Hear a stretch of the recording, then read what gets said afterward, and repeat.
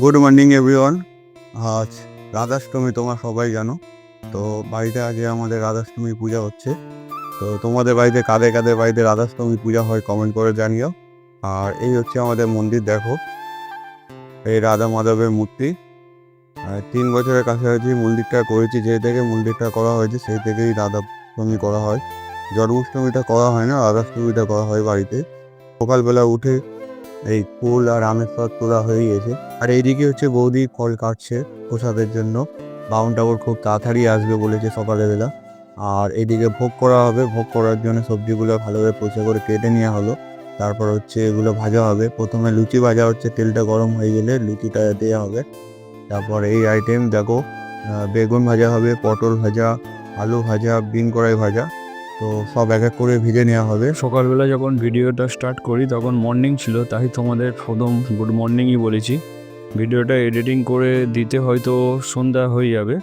তো তোমরা জানোই আমি অন্য কাজ করে তারপর সময় বার করে এডিটিং করে তবেই হচ্ছে আমি ভিডিওগুলো পোস্ট করি। আর একটা ভিডিও এডিটিং করতে অনেকটাই সময় লাগে, তো তোমরা একটু ম্যানেজ করে নিও। নাড়ু করার জন্য দেখো নারকেলটা রেডি হয়ে গেছে, নারকেলটা করা হয়ে গেছে।